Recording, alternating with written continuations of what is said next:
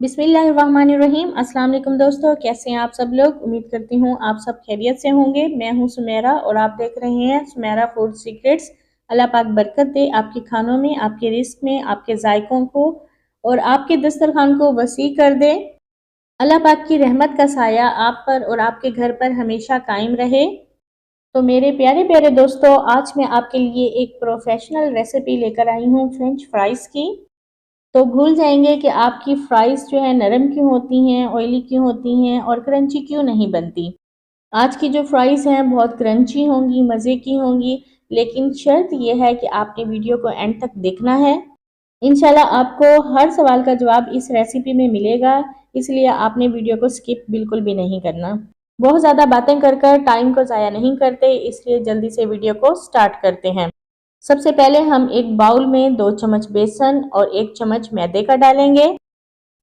इसके बाद हम इसमें 1 चम्मच ज़ीरा, 1 चम्मच लाल मिर्च का पाउडर और हस्ब ज़रूरत नमक शामिल कर इसको पानी के साथ मिक्स कर लेंगे।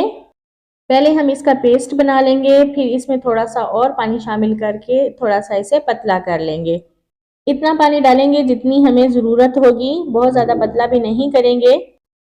इतना पतला होना चाहिए कि इसका जो मिक्सचर है वो आसानी के साथ चिप्स के ऊपर लग जाए।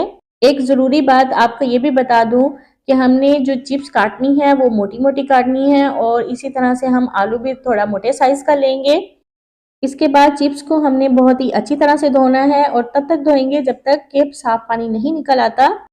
अब हमने लेना है 2 चम्मच बेसन और बेसन हम इतना लेंगे कि जितनी चिप्स हमने काटी है वो इसके ऊपर सारी लग जाए और साथ हम इसमें 2 चम्मच कॉर्नफ्लोर के भी डालेंगे। कॉर्नफ्लोर आप सबको पता ही है कि मकई का आटा होता है। अगर आपके पास कॉर्नफ्लोर नहीं है तो मकई के आटे को पीस के भी डाल सकते हैं। साथ ही हमने इसमें ज़ीरा भी डाला है और साथ ही में चम्मच से इसे मिक्स कर लेंगे। अब जो लिक्विड मिक्सचर बनाया था चिप्स को इसके अंदर अच्छी तरह से मिक्स कर देंगे। चलें जी, अब हम इसका करते हैं मेकअप। समझें, इसके ऊपर अब लग रहा है पाउडर। अच्छी तरह से हम चिप्स को वाइट बना देंगे।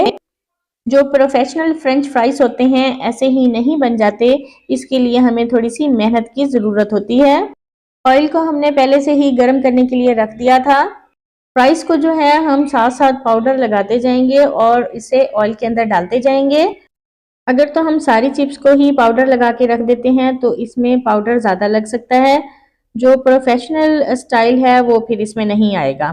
फ़ौरन से ही हम इसमें चम्मच नहीं हिलाएंगे, थोड़ा सा इसे क्रिस्पी होने देंगे, फिर इसके बाद इसमें हम चम्मच को हिलाएंगे।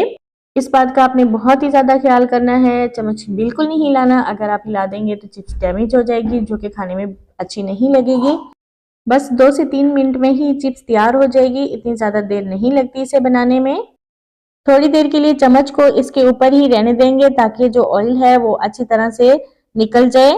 इस तरह से करने के बाद ही हम इसे प्लेट में निकालेंगे। माशाल्लाह से बहुत ज़्यादा मज़ेदार, अल्हम्दुलिल्लाह बहुत अच्छी तैयार हुई हैं। एंड में हम देखें इस तरह से इसके ऊपर केचप